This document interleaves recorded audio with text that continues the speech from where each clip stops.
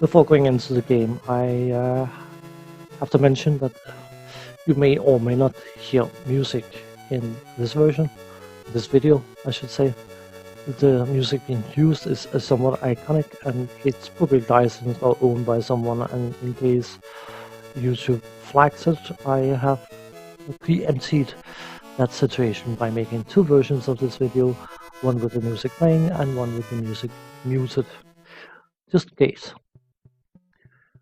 Kane from a Mastertronic, a game in which you play a sheriff who have to reach the town of Kane for some reason, and on his way he has to trade with the Indians for peace tokens. He trades birds for the peace tokens even, and because we're playing at the lowest difficulty level, we need to trade 3 birds for 1 peace token. The peace tokens are effectively slow down. Effectively your lives, so the better you do on this scene, the more attempts you will have available for the rest of the game. If you look at the interface, you can see the bottom left of birdies killed, how many birdies we've killed, surprise.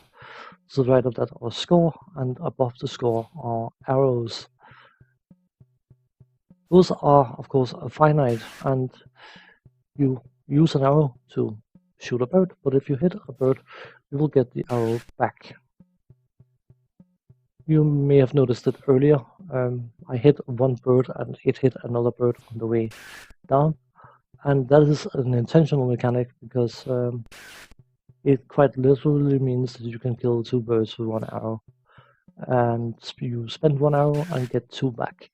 So in that way, that way you can actually restock your arrows if you are patient enough, but you still need to make sure to get enough birds killed in order to get enough lives to have a chance to complete the rest of the game. So it is a bit of a balancing act to try and utilize the 2 for 1. All the times I've played this game, I think I've managed 3 for 1 once. It requires that the birds are lining up perfectly, which does not happen very often. One thing I need to mention about this scene is the fact that sometimes the arrows will go straight through the birds without actually killing them. It's mainly when you aim furthest to the right and very high that the arrows will just pierce the birds and not take them down.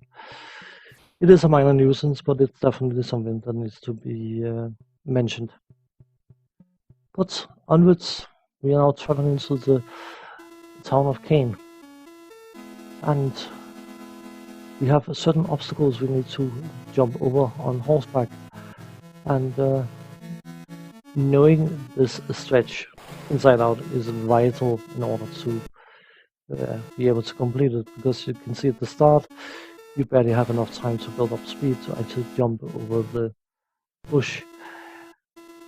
Thankfully, someone was considerate enough to add an press F1 to restart level mechanic, because you could actually get in a position where you could get absolutely trapped on this bit without being able to build up enough speed. So in that regard, this is a bit of a welcoming addition. We finally reached the city of Kane, the town of Kane, whatever you call it, and we find ourselves being ambushed by bad guys. And of course we need to clear out the bad guys in order to progress. The interface quickly, down the bottom left, bad guys killed. To the right of that our score, and above our score we have bullets. You reload by going off the screen fully to the right, and then you will get a reload, and then you can come back and start shooting bad guys. Further to the right of that, of course, is the bad guys left, so you can get some sort of indication how many you need to take out. And I will use this section to talk about the game. The C64 accused, or indirectly accused, this game of nicking the main sprite of Impossible Mission, and there's definitely a certain similarity between the sprite from Impossible Mission and the main sprite in this game, but as far as I'm aware, Epic's never made any mention of it, so either they weren't aware of it or they didn't think it was worth bothering about. But there's definitely a distinct similarity. Thankfully, the animation of our sheriff friend is very, very high, and overall the graphical feel of the game feels very polished. I know it looks a bit rustic, but truth be told, I honestly think that benefits the game. This sort of coarseness of the graphics and color choice and color usage, in my opinion, adds a lot of atmosphere that you wouldn't perhaps get if this game looked absolutely top, high class, stellar, modern type graphics. So, yeah, from a graphical point of view, I got no complaints. The sound design is, um, the sound effects are awesome. The music is a bit hit and miss. I mean, if it's not your style of music, then it's probably rather ballet. But since this could be a video without the music playing anyway, you may never hear it, so it may not be something worth mentioning. We got rid of all the bad guys, and now we have to catch a train.